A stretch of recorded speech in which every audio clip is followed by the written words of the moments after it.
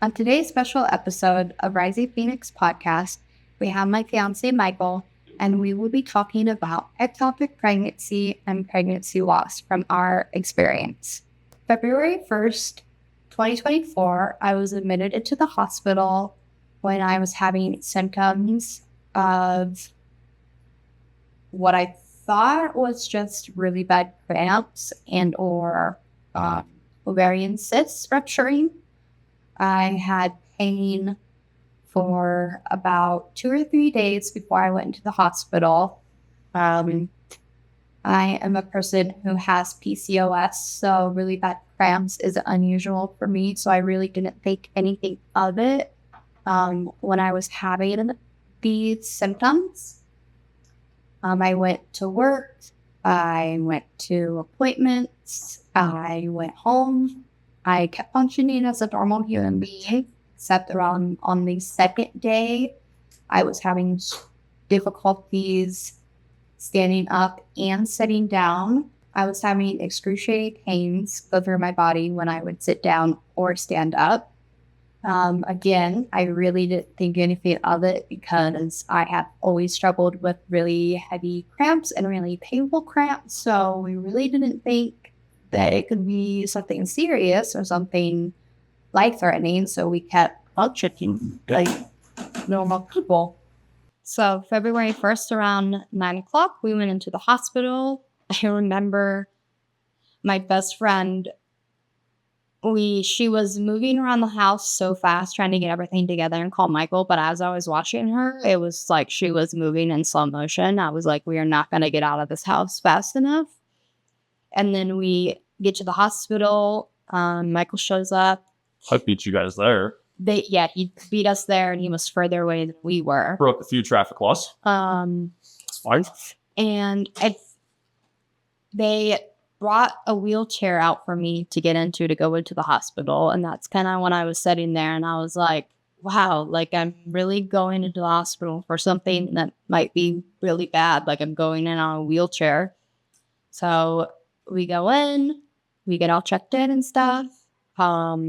It was really scary going into the hospital because we had no idea what was going on, what it could be, or what was going to happen. So for the three of us going into the hospital, it was very scary off the bat.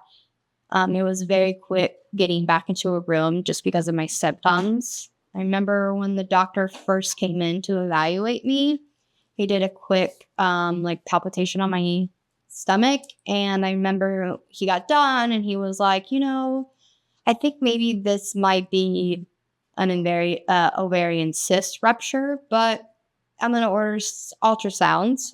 So he ordered ultrasounds, and I felt like we waited a while for those to happen. But I remember during the time we were waiting for it, after he had left, I had looked at Michael and I was like, please don't take me home. This is not an ovarian cyst. Like I've had them my whole life. I know what these feel like, and that's not it. I was like, don't let us go home. Something's wrong. So I remember we called my mom to kind of inform her about what the next steps were. And we just kind of waited. So I don't know how long it was. So they came back and started my ultrasound. I remember that I just felt really vulnerable in the room because there was me and Michael, and there was two nurses and the ultrasound tech, and every medical professional that was with us that night was so helpful. They were so kind. I could not imagine going through an ectopic pregnancy without the kind of support we had from the staff at the hospital. Mm-hmm. I remember that they started my ultrasounds, and they also started pushing my pain medication, which I remember I made a witty comment about. And I was like, oh, it's really nice of you guys to start my pain medication now that you're pushing it around on my abdomen. That hurts really bad. So they did my external ultrasound. I remember when they did my internal ultrasound, I was like, I just felt so vulnerable because there were so many people in there, and we're all just like standing around watching my ultrasound happen. And I remember that it was just a really freaking painful. And I remember watching the ultrasound tech's face as she was going through it. And I remember looking at her, examining it, and being like, her face is kind of, there's something going on. I think there might be something bad that's happening. So they get done with my ultrasounds. They go off, and we're waiting.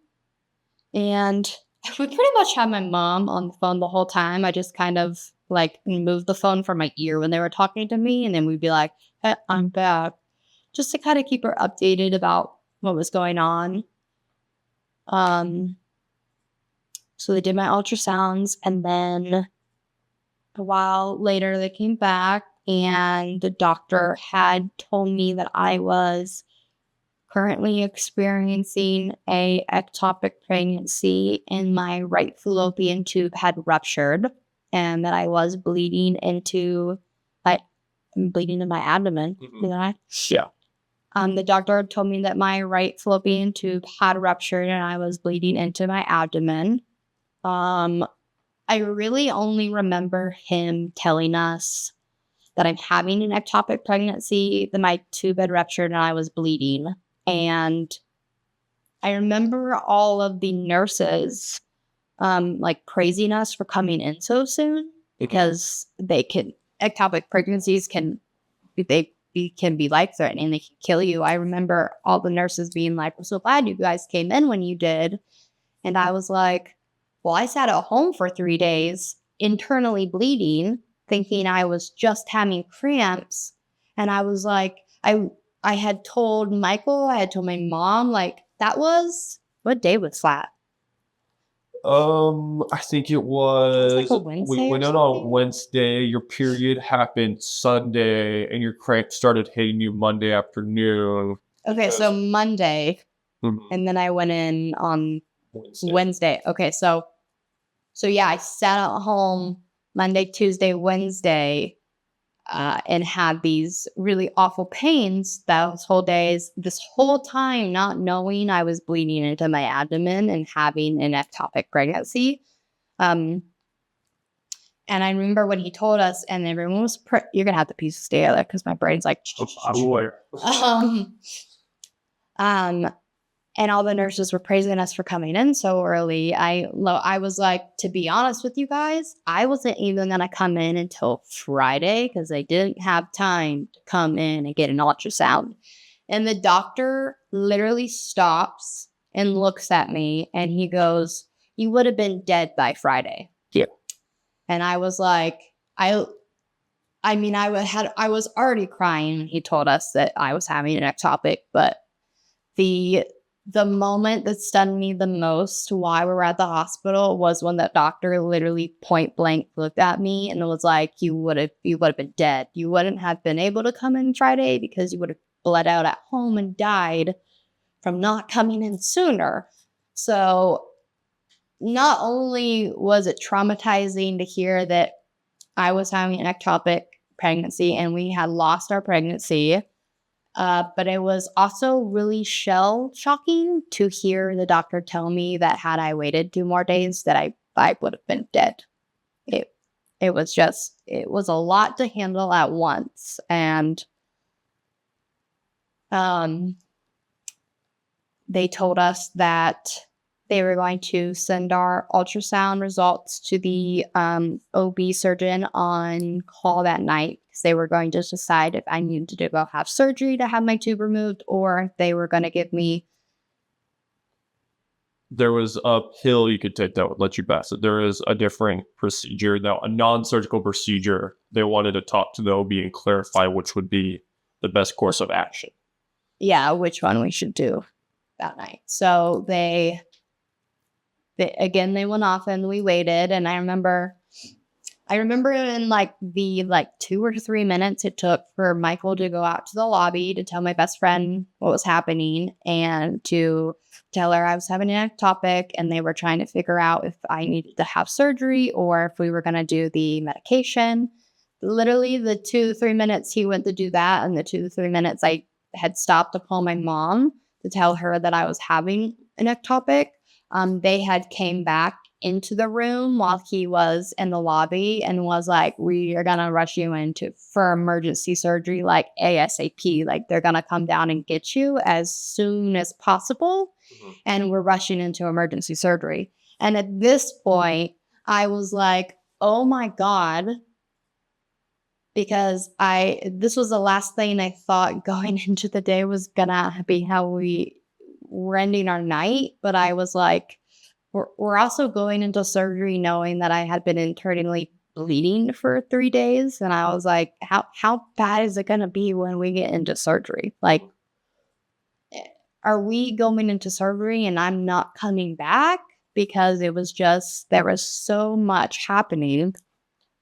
And I remember when you came back from the lobby and we had called mom that I told you I was going to go in for emergency surgery. And you were like, I literally left for like a second. I left for like a minute. What happened while I was gone? And what is going on? And I was like, they're going to rush me in for surgery. And it was like, I feel like for everything else we waited so long for that night. But then as soon as they told me I needed to go have emergency surgery, it was like quick. It was like they were not messing around. They were quick. It was quick turnaround time. So I was like, oh my God, this is really bad because we're moving quick. Like they were in to grab me to take me up to the prep room. And I'm not a person who likes surgery. I don't like going under. All of surgery kind of freaks me out. So I had a really hard time knowing that I had to go into that surgery alone. I remember I was freaked out because we went into our prep room and they got us all prepped and they got me all prepped and the anesthesiologist talked to me about what was going to happen and what we're going to do. And they wheeled me back and there's that cutoff line at the hospital where your family can't go past that line for surgery. And I remember that when they took me past that line and I had to leave Michael was like when I started panicking the most because I was so scared to go back there alone because I had no idea what was going to happen. And it was like he was at the hospital, but I had to go do this alone. Like my mom was at home and I was like, I just didn't want to go do that surgery alone. I was like, can someone please, can you just put them in scrubs and let them come with me? Because I was so freaking panicked about it. Again, the hospital staff was so nice. They wheeled me back there and they got me transported onto the table. And I remember my heart monitor, my heart started beating really, really fast because I was panicking. And they were so nice. Everybody stopped and everyone was talking to me. And they were like, it's going to be okay. Like, we're all here around you and you're going to be fine. And they were really nice. Even though they were going to have to uncover me, they tucked me in to my little surgical bed. Yeah. And they talked me through the process. And then they put me under. And after that, I just remember waking up in recovery. And my first question when I had woke up from recovery was I asked the nurses if there had been earthquake. And then I fell back asleep. And when I woke back up again, Michael was coming into recovery. And when I saw him, I was like, oh my God, because I had no idea how long surgery was. I had no idea if there were any kind of complications. I had zero information about my surgery. So I was really excited to see him. And he got back there, and I remember they were helping me get up. So I was like moving my gown down or something, and they had pulled my gown up. And I remember looking down on my stomach, my incisions from my surgery were on my left side. And I remember my right fallopian tube had ruptured. And I remember looking down at my stitches or my incisions and looking at the nurses. And I was like, she took the wrong side out. I was like, my right fallopian tube ruptured, but she took the right, she went in my left side. She took my left side. And they were like, no, that's not how that works. And I was like, oh my God, like my surgeon took my wrong tube. I'm still currently having an ectopic pregnancy. And they're like, no, you're fine. But I remember the whole night from the second we got into the hospital to leaving was just absolutely terrifying. And I remember it being so serious going into that surgery, knowing that I was bleeding internally and knowing that had I waited 2 more days that I would have been dead. When I woke up from the surgery in recovery, I was pretty convinced that I had died on the table and I wasn't actually waking up in recovery.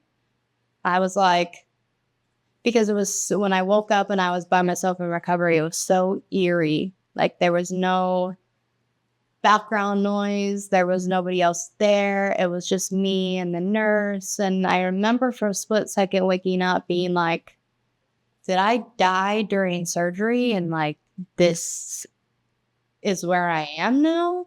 Because then I was like, God, like I didn't even get to say goodbye to anybody. Like Michael is in the waiting room waiting for me. My best friend is home waiting to hear from Michael. My mom's home waiting to hear from Michael. And I'm like, did I just die? And now they're like, I can't see anybody again or like tell anybody goodbye. Like my last conversation with everybody was I'm going into surgery. Like that seems like a pretty bad way to like be my last conversation with someone. But it was really scary. It was really scary. And then I mean, when you wake up from surgery, you're pretty doped up from all the drugs they give you anyway. So before they would discharge us for the night, I thought we were going to have to stay. I was shocked when they discharged us and let us go home because I was like, we're going to have to stay here? I've been on anything. I literally went to the hospital in sweatpants, in a sweatshirt with no bra and underwear on, which, by the way, I have never went to another girls' night without bra and underwear on. Because I was traumatized about the fact that I went to the hospital and I had to be completely nude the whole time under my gown because I was like, didn't think I was going to the hospital. So I didn't wear like all of my clothing. I will never do that again because that was traumatizing. What's it talking about? Oh, I remember they wouldn't let us leave until I had peed for the first time after surgery. So By yourself. By myself. So Michael and the nurse helped me get up and we're waddling very, very slowly to the bathroom. And I look down at my socks and I look at Michael and I was like, oh my God, I finally got my grippy sock vacation. Like the worst grippy sock vacation ever. But I remember being really excited about it for some reason. Very excited about your new clothing you got. Yeah, I got a diaper from the hospital and grippy socks. And I remember when I woke up from surgery, I was really happy about those items for some reason. But they discharged us. They wheeled us out. I remember Michael went to go get the car and they wheeled me out. My father-in-law was in the waiting area. And I remember when we turned the corner, I saw him. I was so excited. I was like slumped down in my little wheelchair like this and they rolled me out to the lobby and I saw my father-in-law and I was like, hi. And he was like, hi, how are you doing? And I was like, it's so nice of you to come. And he was like, yeah, like, why wouldn't some of us come? Like, and then we went home at 4 a.m. Yeah, it was a long day. My mom had went over to our house to stay with our dogs. And so she had come out to help me get out of the car. And I remember when I saw my mom, I was like, hi, Mom. And I was like, look at all this cool stuff I got from the hospital. I was like showing her my socks. and my little diaper they gave me. And then I remember we got inside and they helped me get set down, and I pulled my shirt up to my stomach and I was like, look at my incisions that I have.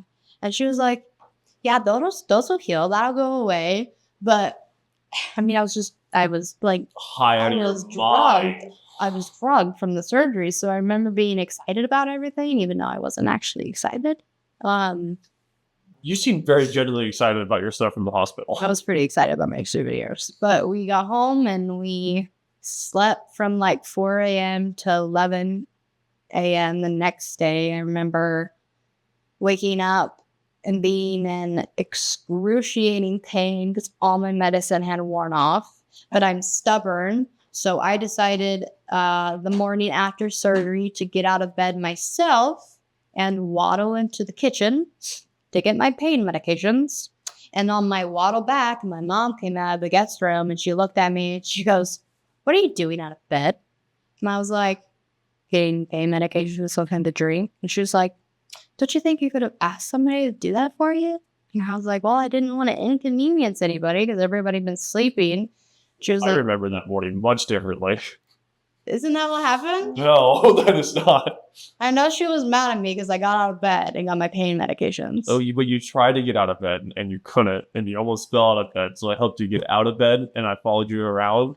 But whenever I went to go touch you, you'd yell at me because I was helping you and you wanted to do it by yourself. That sounds right. And then when you got to the bed, you looked at the bed and looked at me and you're like, can you help me get back into bed? I couldn't get out of bed or into bed by myself. You had to lower me and pick me up out of bed because I couldn't use any of my abdominal muscles. And you and mom would have to help me get onto the toilet and then off of the nothing is more humbling than getting a surgery in your abdomen and your family members having to literally pick you up out of bed and put you back into bed and then put you on the toilet and get you off of the toilet. So then they give you pictures after you have a laparoscopic surgery, and I remember we were looking at them and I was like, I'm a visual person, so it was like my internal bleeding. I didn't realize how serious it was until we saw the pictures because there was blood everywhere on all of my organs, just like pooled. And I was like, oh my God, like this was really bad. The doctor was right. I would have died had I waited another day or two to come in. Like it was bad. It was really bad. That was my experience with my ectopic pregnancy, and now I will hand it off to Michael to tell you his experience. Wow, so my experience. So I remember leading into everything we talked about beforehand. I kept urging you to go to urgent care. So did my mom. Yeah, everyone kept telling you, but you're super stubborn. You didn't want to ultrasound until Friday. And I said, okay, as long as it doesn't get worse. And if it gets worse, I'll notice because you're already in a lot of pain. I'm rushing you to the hospital. You're getting an ultrasound. Because I remember the odd thing about it that was odd for both of us was that when you woke up in the morning, you were fine. Mm-hmm. You didn't get the severe pain until the afternoon after being up all day. So I remember getting the phone call from your best friend at, I was like, what, 9:30-ish? Yeah. Telling me, hey, she came in the bathroom. She's not doing good. We're going to the hospital right now. We're getting blood up. I said, okay, I'll meet you there. I got there pretty quickly. Safely, but quickly. Met you guys at the entrance. Got you a wheelchair because you weren't going very quickly. You wanted to get inside. There was a couple other people there.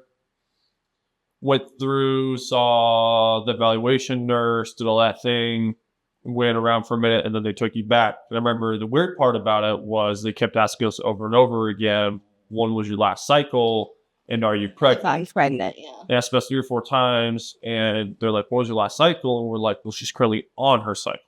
Like, this is what we think it is, but it's different. She's like, have you taken any pregnancy tests? Are you pregnant?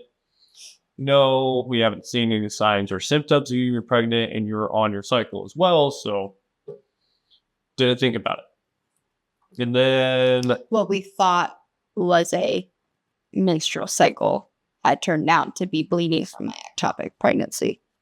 Yes, that's right. And I remember coming back and forth to talk your best friend to let her know what's happening. Get a hold of your mom, let her know what was happening. Just try to soak and absorb all the information. And then I remember the ultrasound and such. So it's all pretty much the same. I remember you're in a bunch of pain.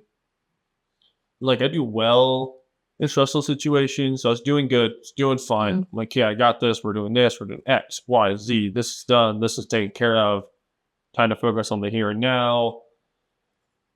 And then they weren't sure about surgery. They're going to go ask the OB. And that's when I left to tell your best friend that she can leave. We're going to figure out what's going on from here. And I'll let you know. Call your mom. Ask her tell her what was going on. And then come back. And there's a bunch of people in there. I'm like, hey, what's going on? They're like, hey, we're taking her up to surgery. I'm like, oh, so it's that bad? And they're like, yeah, OB wants to do surgery now. There's somebody up there planning surgery. So I remember going up to the surgery room or the prep area, doing the best I can to calm me down, doing everything I could. And then while you're in surgery, I just remember going back out to the waiting room. He's like, can't go any farther. And then that's where I broke down and I lost it. That's where the weight of everything came in. I crying, sobbing, called my dad on the phone. I can barely get a sentence out. He can't understand me. The one question I can answer, he's like, where are you? And I said, hospital. And he said, on my way. And so your surgery was about an hour and a half to 2 hours. So it was just, there was no one else at the hospital because at this point it was 11:30 midnight. Yeah, it was about midnight or so when my dad got there, about when he went into surgery. So it took him a little bit to get you all processed and stuff. And like, I broke down. I started panicking. Luckily, I have a very loving, supporting father who showed up at midnight. He was working the next morning, but he still came out to help and support me. And I was a hot mess. I was struggling. Just constantly panicking. They took him a little bit. After an hour, they had their surgery thing up on the wall. They've got like a TV screen video of who's in surgery and who's doing what. I just remember just constantly watching that. Dad kept trying to ask me questions and talk me through it. And I'm like, I don't know. They said this. It could be good. It could be bad. They weren't sure till they went in. The doctor who's during the surgery, the OB was super nice. So we kind of hung out. He did his best to calm me down for about an hour and a half, 2 hours.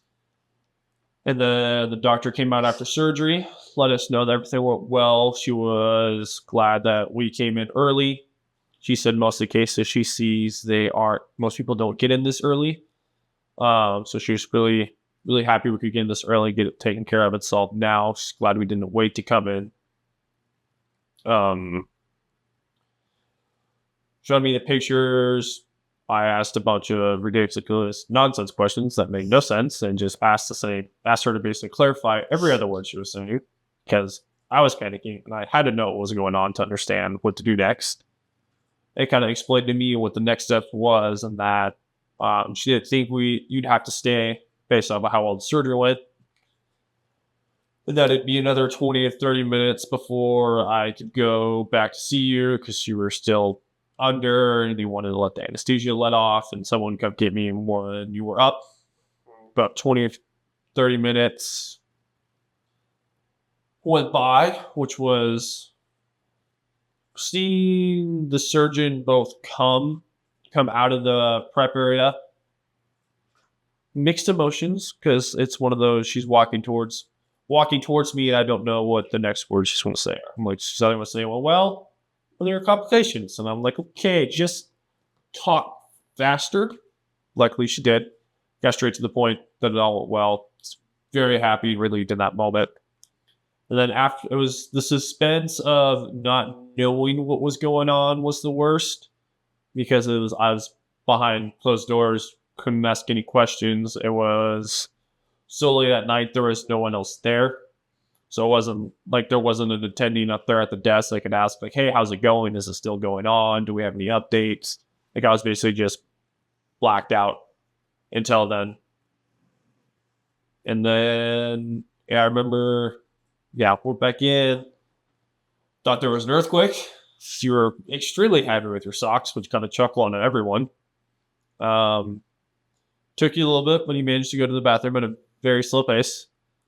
And then they released us. Got back home. Got you into bed. Got you all settled up. Me and your mom stayed up. We stayed up for another hour, 2 hours after she passed out.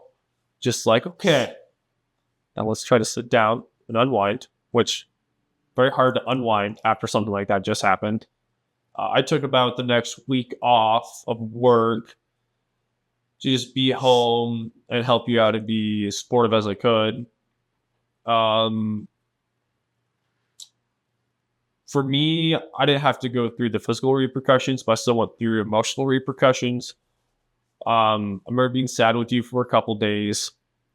And then after that, trying to be supportive of when you're supposed to be up and moving around and getting this. And I struggled with it a little bit because I was trying to be supportive and strong as much as I could while also being empathetic. And I had a couple times where when you're napping or something, I'd step out of the house, step in the garage, go throw something around, because it's at that point where it's like I can't do anything. Everything's out of my power. I'm just sitting here doing as much as I can, but I feel like that wasn't enough. That's kind of where I struggled a lot. And then it was a lot as well to learn the same night, hey, congratulations, you're pregnant. By the way, it's an ectopic pregnancy, kind of a double-handed slap. And then just coming home afterwards, being able to talk about the next day, to go through both the happiness of, oh my God, you're pregnant, and then at the same time, we lost this pregnancy, which is really rough because one overwrites the other, but we're still trying to process both of them. It's what we struggled a lot with, and I've never been through a situation like this before, so I wasn't quite sure how to process all that.